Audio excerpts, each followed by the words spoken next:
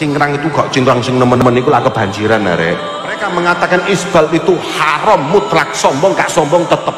Malaikat lebokno hambaku neraka. Malaikat takon, lho sebabnya apa? Celonone kedawan. Malaikat fulan lebokno neraka napa? Kalau jenggote. Lah orang awam ini akhirnya menyangka sing serbanan, sing cingkrang, sing jenggotan iki sing bener, akibahe keliru wong-wong iku. Kok cingkrang sing nemen-nemen iku lah kebanjiran arek. Cingkrang niku pokoknya di atas mata kaki. Sebab ngene lho, wong biyen niku wong biyen, zaman jahiliyah niku nek ate sombong, sarunge didawakno. Tapi sekarang kan sudah enggak. Kan setiap hukum taduru ma'al illah, hukum itu ada ilahnya. Kalau wujudan wa adaman, ada dan tidaknya tergantung ilah. Makanya kita dalam fikih Syafi'i mengatakan isbal makruh, nggak haram seperti mereka. Tapi kalau dengan sombong-sombongan jadi haram, tapi nek gak sombong-sombongan makruh, itu isbal. Mereka mengatakan isbal itu haram mutlak, sombong gak sombong tetap. Kalau kita tidak, tapi tetap sunnahnya itu diangkat sampai di atas mata kaki. Lah kula kadang-kadang ya bingung, wong sing garakno isbal haram niku wong-wong biyen niku wong jahiliyah nek sombong gamise niku didawakno kayak penganten niku. Niku tambah dawa tambah sombong, nundukno lek kaine wakeh stoke di omahe. Jadi mau sombong-sombongan. Tapi itu zaman dulu. Sayyidina Abu Bakar niku rada kurus, lek gawe sarung melorot terus. Kemudian berkata kepada Rasulullah, ya Rasulullah, lah kula niki mlebet neraka sebab napa? Lah ya apa sarungku melorot terus? Akhirnya nutupi mata kaki, bukan untukmu ini ya wahai Abu Bakar. Bukan, karena mereka dengan sombong, kau enggak dengan kesombongan. Jadi intine sing diharamno niku sombong. Nek wong-wong duduk celonone, lah mau apa masuk akal? Coba sampean coba pikirlah. Gusti Allah mengadili seorang hambanya. Hei hambaku fulan. Iya. Malaikat lebokno hambaku neraka. Malaikat takon, lho sebabnya apa? Celonone kedawan. Masuk akal? Mosok mlebu neraka gara-gara celonone kedawan. Nek lebokno neraka napa? Sombong. Masuk akal? La yadkhulul jannah man kana fi qalbihi mithla dzarratin min kibir. Gak mlebu swarga wong sing duwe sak tetes sombong. Sombongi. Dicukur brewok, hukumnya apa? Makruh. Memanjangkan hukumnya sunnah. Nonton sing ngomong hukumnya wajib, kita mengatakan enggak, sunnah. Intinya jangan tasyabuh dengan Yahudi dan Nasrani yang ketika itu mencikur. Intinya ditasyabuh, bukan intinya dijenggot. Ya gak mungkin pisan. Malaikat fulan lebokno neraka napa? Kalau jenggote kan nggak mungkin. Lo kadang zaman saat ini sing cingkrang ya kok sombong. Ini sing luwe medeni iku. Nek kula kali sampean kedawan sombong masuk akal. Ini wis cingkrang sombong lalu nemen ae wong-wong. Maka daripada itu para hadirin yang dimuliakan oleh Allah, kita harus istiqomah dengan apa yang diajarkan oleh guru-guru kita, para masyayikh kita. Saya beberapa saat yang lalu, berapa tahun yang lalu diundang ke Tambak Beras, kalau nggak salah pesantrennya Mbah Wahab Hasbullah. Saya bertemu dengan cucu atau anaknya yang satu-satunya itu.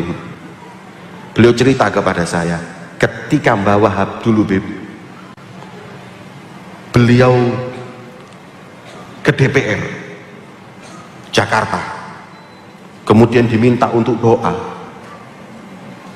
Begitu MC mengatakan kepada Kiai Haji Abdul Wahab Hasbullah, niku yang pertama langsung dilakukan beliau adalah serbanan niku dicoplot langsung karo imam.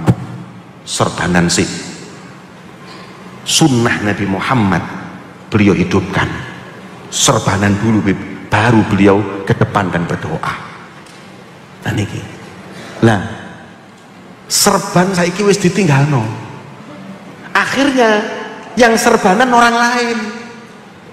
Lah orang awam ini akhirnya menyangka sing serbanan, sing cingkrang, sing jenggotan iki sing bener, akibahe keliru wong-wong iku. Kita yang bener akidahnya, tapi kita yang tinggalkan sunnah Nabi Muhammad. Maka itu saya mohon para santri-santriwati untuk istiqomah di dalam sunnah beliau baginda Muhammad sallallahu alaihi wasallam. Allahumma sholli ala Muhammad. Kewajiban kita pertama kepada Nabi Muhammad, yang pertama adalah taat kepada Rasulullah, yang kedua cinta kepada beliau. La yu'minu ahadukum hatta akuna ahabba ilaihi min walidihi wa waladihi wa nasi ajma'in. Nggak sempurna iman kalian sebelum bisa mencintai aku lebih dari mencintai orang tuanya, anaknya, dan semua manusia yang ada di muka bumi ini. Subhanallah.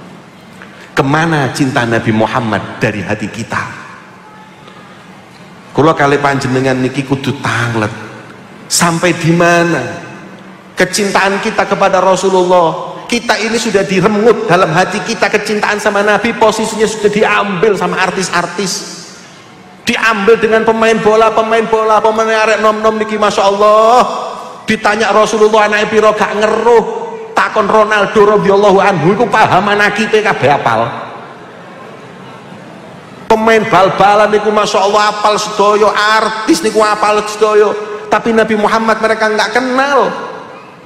Kewajiban kita untuk kenal siapa Nabi Muhammad, siapa ayahnya, siapa kakeknya, nasabnya, lahir di mana, meninggal di mana, apa sunnahnya, siapa istrinya, semua kita kenal sebagai tanda cinta kita kepada Nabi Muhammad. Jangan sampai hati kita ini diambil posisinya oleh orang-orang yang naudzubillah seumur hidup kadang nggak pernah sekalipun sujud kepada Allah. Anak kula kali panjenengan fotonya artis dipasang di omahe, fotonya pemain bal-balan. Loh, bukankah Rasul bersabda menungso niku mangke dikumpulaken kali sinten sing dicintai? Siapa yang dia dicintai di dunia, dia akan kumpul di sana. Nek sing seneng bal-balan engko di kuburan kuapok kon digapraki malaikat.